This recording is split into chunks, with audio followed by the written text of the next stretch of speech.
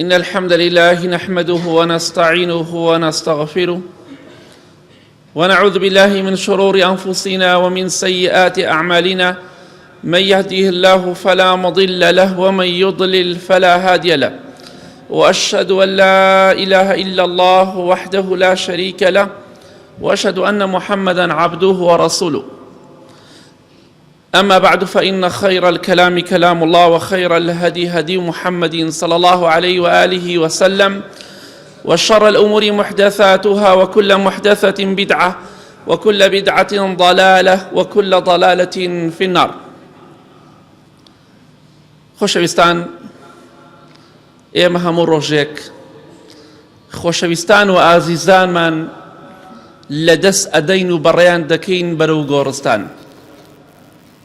بۆیە پێویستە ئاگامان لە خۆمان بێت، لوتمان بەرز نەبێ بەرامبەر بە ذاتی ئەڵڵاه، بەرامبەر بە عیبادەت و خواپەرستی، چونکە ڕۆژێک دێت، شەوێک دێت، ئێمە لەم دنیایە بار دەکەین و دەڕۆین. خوای گەورە دەفەرمێ وەلەن یوئەخر الله نەفسا ئیذا جاء ئەجەلها. هەر کەسێک کاتی مردنی هات تاخیر نابێ، والله یەک دەقە یەک چرکە تاخیر نابین.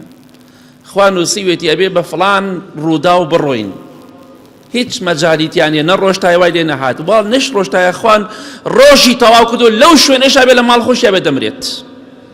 کەواتە ئاگاداری خۆت بە، واللهی ڕۆژێک دێت، بێگومان بن لەوە.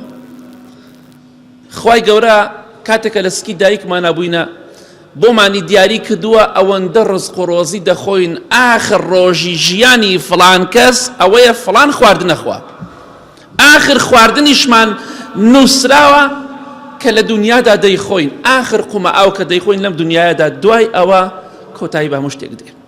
ڕزقمان لەسەر زەویان نامێنێ. پێغەمبەری خوا صلی الله عليه وسلم دەفەرمێ لە حەدیثێکی صحیح کە لە صحیحە هاتۆ، دەفەرمێ إن أحدكم لن يموت حتى يستكمل رزقه. هیچ کەسێک لە ئێوە نامرێت حتا ڕزق و ڕۆزەکەی تەواو نەبێت. بەخوا ڕۆژێک دێت مەجالمان پێ نادرێ قومی ئاو بخۆین، یەک پاروێنان بخۆین، چونکە کۆتایی پێ هاتوو. ڕزقمان لەسەر زەویان نەما، دەبێ بگەڕێنەوە بۆ لای پەروەردگارمان. بەڵام ئەو کاتێش نادیارە.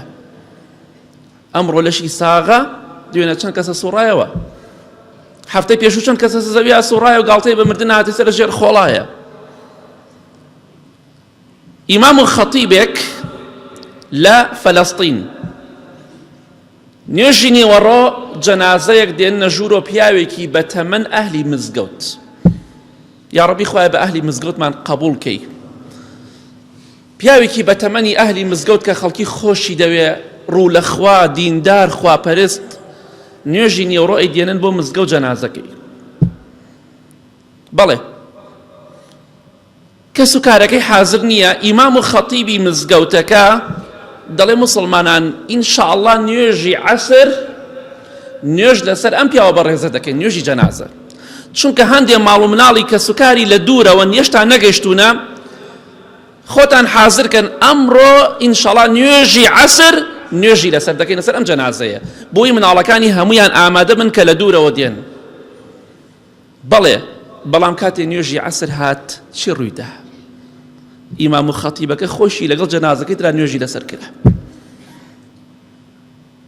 ئیمام و خەتیبەکە خۆی کەوتی ئینشاءالله نوێژی لەسەر دەکەین عەسر، بەخوا لەگەڵ جەنازەی بە تەمەنەکان نوێژی عەسر هەتووە نوێژیان لەسەر کرا. ئەوە ژیانە. یعنی ئەمڕۆ بزانە پێغەمبەری خوا صلی الله عليه وسلم باسی کردووە کە لە نیشانەکانی قیامەت مردنی کوتوپڕە. ئەمڕۆ ڕووداوی سایرە، ڕووداوی کوشتن، شتەکان کوتوپڕە. کەواتە خۆت ئامادەکە، ڕۆژێک دێت کۆتایی بە ڕزق و ڕۆزی دێ لەم ژیانەدا، کۆتایی بە هەناسەکەیشت دێ لەم دنیاەدا. بەڵام ئایا چیت کردووە؟ چۆن خۆت ئامادە کردووە؟ ئەی ئەو کەسەی کە زینا دەکەی، ئەی ئەو کەسەی کە خۆت داناپۆشی و سافیرەی، ئەی ئەو کەسەی حرام دەخۆی غەش دەکەی، دڵنیا بە ڕۆژێک دێت ئەم دنیای لێ تاریک دەبێت. کەواتە خۆت ئامادەکە بە عیبادەت و خواپەرستی. خۆشەویستان، پێویستە ئاگاداری ئەو خاڵە بین. ئەمە جلێکی سپیە، ئەمە ئەزانن چی ئەم جلە؟ ئەم جلە من لەبەری دەکەم. ئەم جلە دەزانن چییە؟ ئەمە کۆتاجلی ئێمەیە. لەم دنیاەدا بەم جلەوە نەگیرفانی هەیە، نە ڕەنگی هەیە، نە دووراوە. ئێمە ئەمە جلی سەفەری ئێمەیە. بەم جلەوە سەفەر دەکەین. دەوڵەمەند فەقیر، دەسەڵاتدار بێدەسەڵات، خواناس خوانەناس، بە ئەخلاق و بەڕەوشت و بەدڕەوشت، حرامخۆر و حەڵاڵخۆر، ئەهلی مزگەوت و غەیری ئەهلی مزگەوت. ئەمە جلوبەرگی سەفەری ئێمەیە. ئەو ڕۆژە تەنە بیرەکانمە لەبەر دەکەین. ڕۆژی سەفەرکردنی ئێمەیە. لە دنیادا کاتە ئێمە تەخەڕوجەکەین جلێک لەبەر دەکەین. ئەمە جلی تەخەڕوجی ئێمەیە لەم دنیاهە. لە مەدرسە و لە قوتابخانەی دنیا کە تەخەڕوجەکەین و دەرئەچین ئەمە جلەمان لەبەر دەکرێ، خۆشمان لەبەری ناکەین. جلە ڕەنگا و ڕەنگەکانمان هەمووی لەبەردا دەکردێ. بەڵام ئەمەت لەبیر نەچێ. ئەمە جلی سەفەرەکەی من و تۆیە بۆ خزمەتی خوای پەروەردگار. چونکە تەنها ئەم جلە لەبەر دەکەین. هەموو کەسێک یەکسانە، دەوڵەمەنی فەقیری هەر ئەمە لەبەرتایە، دەسەڵاتداری بێدەسەڵاتی هەر ئەمە لەبەرتایە، گیرفانت پڕە یا چۆڵ و بەتاڵە هەر ئەمە لەبەر دەکەی. ئەمە پێویستە لەبیرمان نەچێ. ئەمە جلی سەفەرەکە و تەخەڕوجی ئێمە لەم دنیاە. بەڵام چیمان کردو بۆ ئەم جلە؟ ئەم جلەمان لەبیر نەچێ. ئەمە منیش لەبەری دەکەم و ئێوەش لەبەری دەکەن. بەڵام چیمان کردو بۆ ئەم ڕۆژێک کە ئەم جلە لەبەر دەکەین؟ کەواتە ئاگادار بە. ئێمە ئێستا حالیان لە ئیمتیحان داین، لە قوتابخانەی دنیا داین، بەڵام ڕۆژێک دێ بەم جلەوە تەخەڕوجەکەین و کۆتا جلمانە. ئەمە ئاخر جلە مۆدیلەکانی ئێمە کە لەم دنیا لەبەری دەکەین. بۆیە خوشکە بەڕێزەکەم خۆداناپۆشی ئەبەم جلە دادەپۆشن دڵنیابە. ئەی ئەو کەسەی کە سافیرەی، ئەو کەسەی کە سنگ و سەر و قاچت بە دەرەوەیە، ئەی ئەو کەسەی کە خێزانت بە سافیرەی کردوتە پێشی سەیارەکەوە، بیرت نەچێ خۆت و خێزانت ئەمە کۆتا جلتانە، کۆتا پۆشاکە لەم دنیاە کە لەبەری دەکەن. خۆت پۆشتە ناکەیتەوە بەمە پۆشتت دەکەنەوە، وەکو چکلێت ئەم سەر و ئەو سەری خامەکەشت دەبەستن. کەواتە ئەمە جلی سەفەری ئێمەیە. بەم جلە سپێوە هەمومان دەگەڕێینەوە.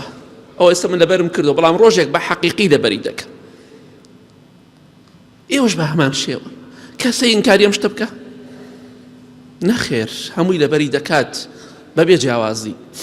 هی دەوڵەمەند لەگەڵ فەقیرە فەرقی نییە. بەخوا ئەمەش خەڵکی خێرخواز بۆمان نەکڕێ، بەخوا کوڕ و کچ بۆمان ناکڕێ، بەخوا زاوا و بووک بۆمان ناکڕێ. ئەو زاوا و بووک و کوڕ و کچێکە خۆتی بۆ خراپ دەکەی، حرام دەخۆی، تەنها لە پێناو ئەوەی کە پارێکی حرام و زیاتر کۆ بکەیتەوە دڵنیا بە ئەو جلە لەبەر دەکەی. کەواتە خۆتی بۆ ئامادەکە. خۆشەویستان، پێویستە خۆمان ئامادەکەین بۆ مردن، چونکە هەرچەندێ تەمەنمان درێژ بێ، تەمەنمان کورت بێ، ئەگەر 1000 ساڵ بژین لەم دنیادا، بە هەزارەها ملیۆنەها کەسە بوون لەم دنیاە، 1000 ساڵ زیاتر، 500 ساڵ ژیان، بەڵام کوان. لە باواپیری ئێمە چەنەها کە 100 ساڵ زیاتر ژیا، بەڵام کوا چی لێ هات؟ چونکە ڕۆژێک دێت ئێمە لەم دنیادا سەفەر دەکەین و بار دەکەین، دەڕۆین، بەڵام ئاگامان لەو خاڵە بێ بەم خامە سپێوە لەسەر شان هەڵدەگیرین، دەمان خەنە سەر شان. خەڵکی جەنازەکەمان هەڵدەگرێ بەرەو گۆرستان، بەرەو ماڵی قیامەتمان، بەرەو یەکەم مەرحەلەی قیامەت کە مردن و ئەوەیە کە ئەلهاکم التەکاثر حتا زورتم المەقابر. خوای گەورە سەردانیکردنی گۆڕستان، مردنی ئێمە بە زیارەت و سەردانی ناوە بە، چونکە ئەوە کاتی لەوێشە هەر دەڕۆین. کەواتە ئاگاداری ئەو خاڵە بە. ڕۆژێک دێت لەسەر شانی خەڵکی هەڵمان دەگرن. خۆشەویستی خوا صلی الله علیه وسلم لە حەدیثێکی صحیح دات کە لە صحیح بوخاری هاتووە، دەفەرمێ کاتێک کە جەنازە هەڵدەگیرێتە سەر شانی خەڵکی جەنازەکە هەڵدەگرن. ئەگەر کەسێکی چاک بێ و صالح بێ، ژن بێ یا پیاو، ئەڵێ قەدیمونی، پێشم خەن، زوو بن بۆ گۆڕستان، یا ڕەبی خوای لەو کەسانەما بگێڕ. ئەی کەس و کارەکەم، ئەی ئازیزان و خۆشەویستانم، پێشم خەن زوو بمبن بە خاکم بسپێرن، چونکە زۆر مزگەنی خۆشی پێدراوە، پێیوتراوە فڵان کەس خوا لە تۆ ڕازیە، فڵان کەس تۆ بەهەشتیت، فڵان کەس مەترسە، هیچ ناخۆشی و ناڕەحەتیەک لەسەر تۆ نییە، بۆیە دەڵێ پێشم خەن با بڕۆم بۆ لای ژیانە خۆشەکەم لە دنیا ڕزگارم بوو. بەڵام پێغەمبەری خوا فەرمێ صلی الله علیه وسلم ئەگەر کەسێک چاک نەبێ، صالح و خواناس نەبوو بێ لەم دنیایەدا، ڕێگای خوای نەگرت بێ، کاتێک کە خەڵکی لەسەر شانەکانی هەڵی دەگرن، خۆشەویستی خوا فەرمێ صلی الله علیه وسلم یەک هاوار دەکات ئەو جەنازە ئەو مردووە، غەیری ئادەمی زات، هەموو شتێک گوێی لە دەنگێتی، هاوارەکات ئەڵێ ئەی هاوار بۆ کوێم دەبن، ئیلا تەنهاکی گوێ لە دەنگی نییە مرۆڤ، چونکە ئەگەر مرۆڤەکان گویان لە دەنگی بە یەکسەر دەبورێنەوە، لەوانەیە بمرن، ئەوەندە دەنگی ناخۆشە. کەواتە خۆت ئامادەکە، ڕۆژێک دێت لەسەر شان هەڵت دەگرن، جا ئەگەر چاکبی دەڵێ پێشم خەن، ئەگەر خراپبی هاوار و واوەیلا بۆ خۆت دەکەی. کەواتە خۆشەویستان ئاگادار بن، ڕۆژێک دێت ئەم دنیای بەجێ دەهێڵین، لەسەر شان هەڵمان دەگرن، چیمان کردو بۆ ئەو ڕۆژەی کە بە کفنێکی سپیوە بە بەتانیەک دەمان پێچنەوە، دەمان خەن ناو تابوتێکەوە، بەرەو گۆڕستان و بەرەو ژیانێکی نوێ دەمان بن. کەواتە خۆتی بۆ ئامادەکە. یا ڕەبی خوایە لە ناخۆشیەکانی مردن ڕزگارمان کە، یا ڕەبی خوایە کاتێک کە دەمرین لەو کەسانەمان بگێڕی کە دڵخۆشن، کە مزگەنی بەهەشتیان پێدرێ، یا ڕەب العالەمین. ئامین ئامین ئامین.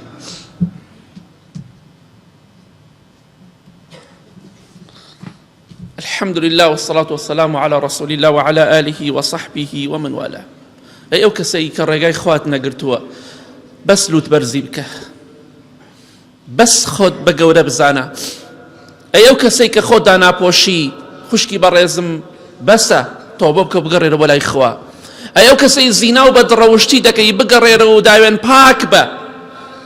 شونك والله روجك ديد بيك جاري تو سرداني گۆڕێک دەکەی کە پێی ئەوترێ ماڵیەک، ماڵی کرم، چکە کرم و مێرو تێت ئەدات، وەڵڵاهی دوو پشک و مار مشک دێتە لای لاشەکەتەوە، ئەو ڕۆژەت لەبیرە ئەو لاشت بێناز دەبێ، وەڵڵاهی کفنەکە دەڕزێ، لاشت دەڕزێ بۆ گەندەکە، چونکە لەو شوێنەدا بەخوای گەورە جێگای تۆ ڕاخەری تۆ خۆڵە، بەبێ سەرین، بەبێ بەتانی، بەبێ دۆشک، بەبێ سیسەم، تۆ دفن دەکرێت و دەشاررێتەوە، تەنها جلێکە لەبەر تایە کفنێکی سپیە و هیچی تر نییە.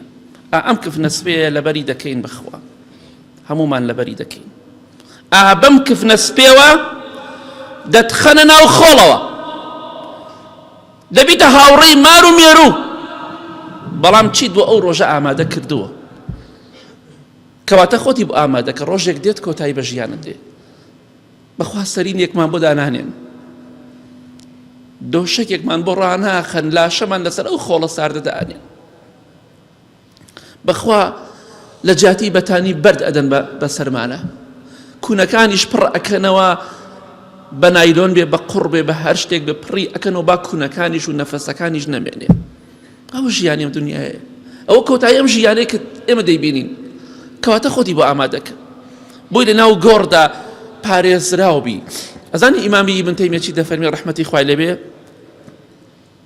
پێغەمبەری خوا فەرمێ صلی الله علیه وسلم، پێشەوەی قسەکە باس بکەین، ئەفەرمێ ئەگەر لەبەر ئەوە نەبوایە خەڵکی مردوو نەشارێتەوە، لە ترسی ئەوە نەبوایە خەڵکی مردوو نەشارێتەوە، داوامە کرد لە خوای گەورە کارێکی وەهای بکدا گوێتان لە عەزابی قەبر بوایە، گوێتان لە سزای مردوەکان وایە چۆن هاوار دەکەن.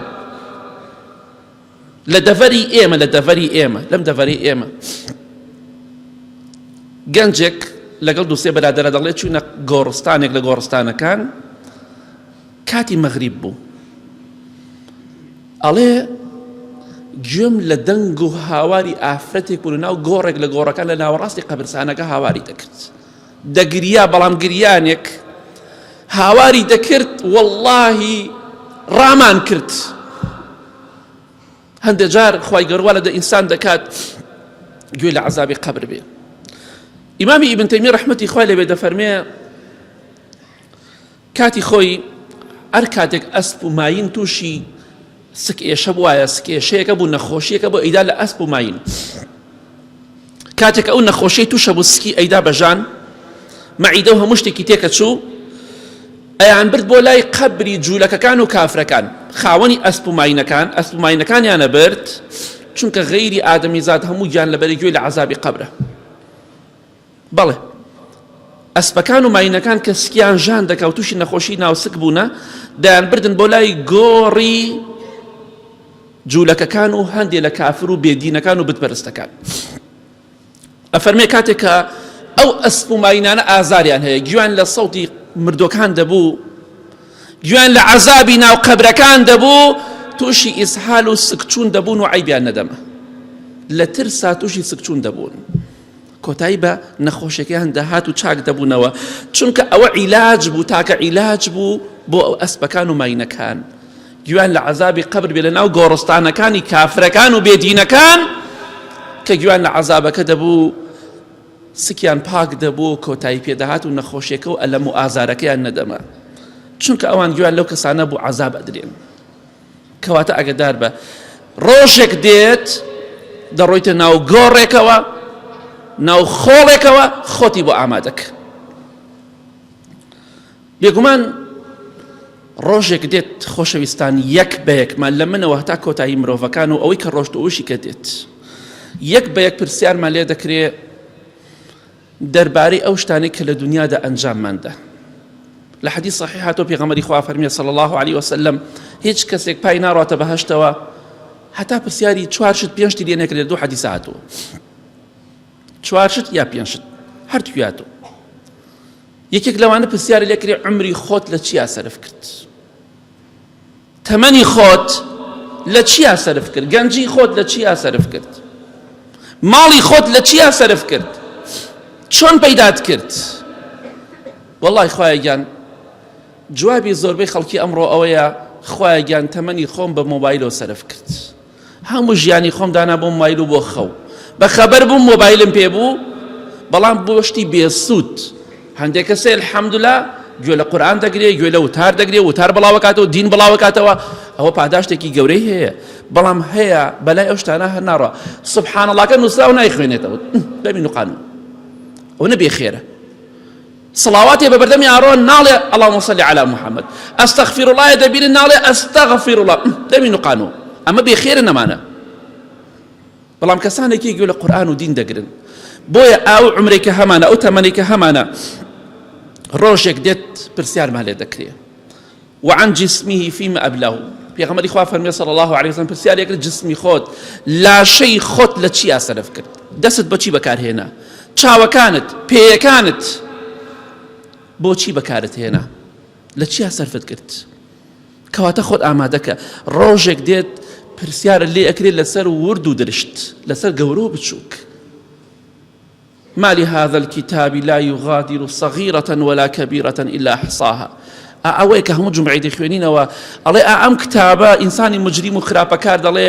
ئەم کتابە گەورە و بچووکی هەمووی تیان نووسراوە خۆشتێکی تیاوە شتێک نییە تیان نەبێ هەمووی نووسراوە چیم کردووە چ لە دنیادا چیم وتووە چیم کردووە صغيرة ولا كبيرة نە بچووک و نە گەورە هەمووی نووسراوە إلا أحصاها هەمووی سەرژمێری کراوە نووسراوە ئاگادار بە بۆیە بزانە چی دەکەیت لەم دنیادا خۆت ئامادەکە وەڵڵاهی چەندەها موسڵمان هەبوو جومعەی پێشوو لە مزگەوت بوون یا لە مزگەوت نەبوون ئێستا لە ژێر خۆڵان جا کێ بردێەوە ئەوەی کە ڕوو لە خوا بوو کێ دۆڕانی ئەوەی کە ڕوو لە خوا نەبوو خۆشەویستان ئاگاداری و خاڵە بین وەڵڵاهی ڕۆژێک دێت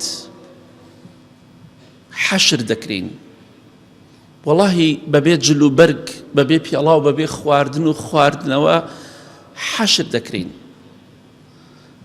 حەشر دەکرین بەڵام هیچ کەسێک هیچ جێ نامێنێ وحشرناهم فلم نغادر منهم أحدا هیچ کەسێک جێ نامێنێ هەمووی دێت بۆ خزمەتی خوای گەورە چونکە خوای گەورە ئەو ڕۆژە دەفەرمێ ليوم عظيم يوم يقوم الناس لرب العالمين خەڵکی باشە گومان ناکەن نازانن ڕۆژێک دێت باشەوان تاکید نین لەوەی کە ڕۆژێک دێت ئەوان لە ڕۆژێکی گەورەدا زیندوو ئەبنەوە ڕۆژێکی گەورە لە پێشمانە تێیدا زیندوو دەبینەوە بەڵام ئایا چیمان کردووە؟ ئالە ڕۆژە پێغەمبەری خوا فەرمیێ صلی الله عليه وسلم لە حەدیثی صحیح تەرغیبە خوای گەورە هەموو خەڵکی ئەوەڵ و ئاخر کۆ دەکاتەوە، هەرچی مرۆڤایەتی هەیە جنەکۆ هەیە هەمووی کۆ دەکاتەوە، هەرچی گیان لەبەر و ڕۆح لەبەر هەمووی کۆ دەکاتەوە.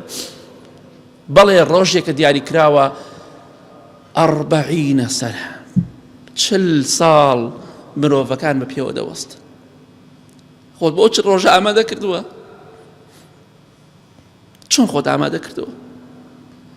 خەڵکی ئاوا سەیری ئاسمان دەکات چاوەڕێی ئەوەیەتی خوای گەورە حکم لە نێوان خەڵکی بکە بە عەدالەتی خۆی، ئەو بۆ بەهەشت ئەو بۆ جەهەنەم، ئەو بۆ ڕەزامەندی خوا ئەو بۆ تووڕەی خوا، ئەو بۆ شوێنی خۆش و بۆ شوێنی ناخۆش.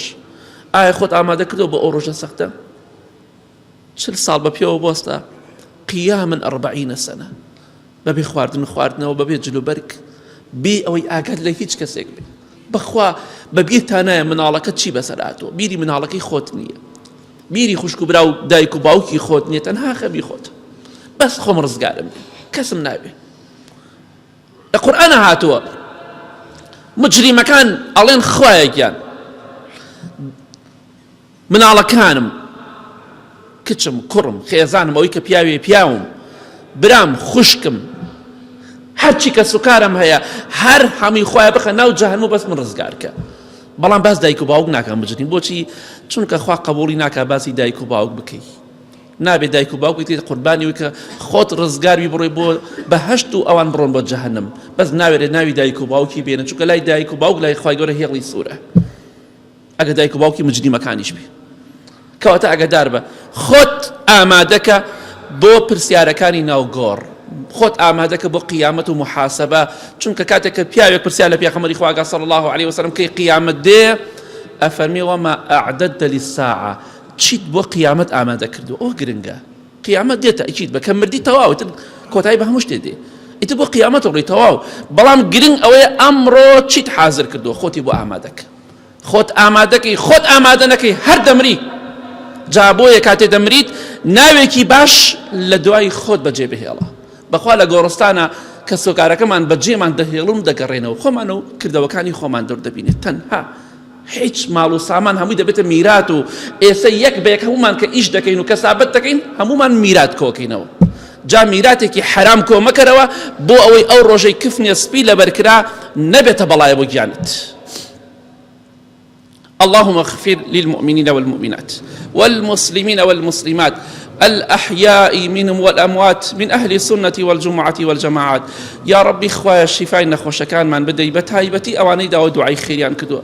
يا ربي خوايا أواني نخوش شفاء بدي أواني بتايبتي داو دعاء خيريان كدو. يا ربي خوايا يمني وآرامي ولات من بباريزي، خوايا العذاب قبر بمان باريزي، خوايا قبر كمان بكيت باخك لباخكاني بهشت. يا ربي خوايا بمن فراوان كيت وحتى تشاو كان من بركات.